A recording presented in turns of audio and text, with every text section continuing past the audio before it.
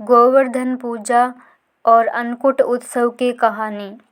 एक बार इंद्र ने कुपित होकर ब्रजमंडल में मूसलाधार वर्षा की।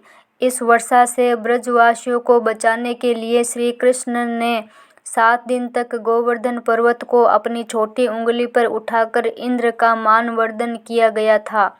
उस पर्वत के नीचे 7 दिन तक सभी ग्रामीणों के साथ ही गोप गोपिकाएं उनकी छाया में सुखपूर्वक रहें। फिर ब्रह्मा जी ने इंद्र को बताया कि पृथ्वी पर विष्णु ने श्री कृष्ण के रूप में जन्म ले लिया है, उनसे बैर लेना उचित नहीं है। यह जानकर इंद्रदेव ने भगवान श्री कृष्ण से क्षमा याचना की। भगवान श्री कृष्ण ने 7वें दिन गोवर्धन पर्वत को नीचे रखा और हर वर्ष गोवर्धन पूजा करके अन्नकूट उत्सव मनाने की आज्ञा दी। तभी से ये उत्सव अन्नकूट के नाम से जाना लगा। बोलो अन्नकूट भगवान की जय। ये त्योहार दीपावली के अगले दिन कार्तिक शुक्ल प्रतिपदा को गोवर्धन पूजा और अन्नकूट उत्सव मनाया जाता है। गोवर्धन पूजा क्यों की जाती है और अन्नकूट महोत्सव क्यों मनाया जाता है, जानिए।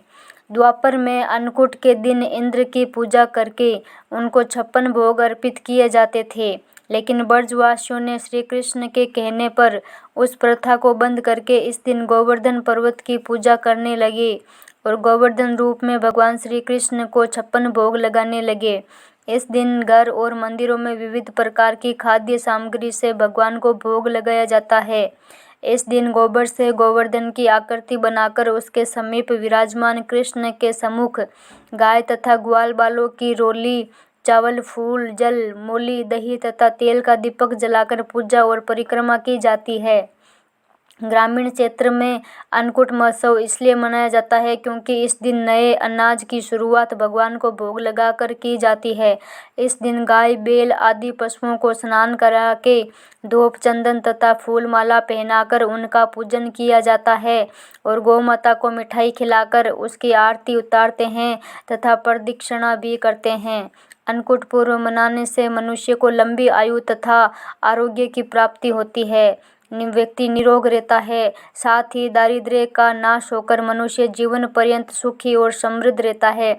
ऐसा माना जाता है कि यदि इस दिन कोई मनुष्य दुखी रहता है तो वह वर्ष भर दुखी ही रहेगा। इसलिए हर मनुष्य को इस दिन प्रसन्न रहकर हमेशा प्रसन्न और खुश रहना चाहिए। भगवान श्री कृष्ण के प्रिय अन्नकूट उत्सव को भक्ति पूर्वक तथा आनंद पूर्वक मनाना चाहिए। बोलो अन्नकूट भगवान की जय।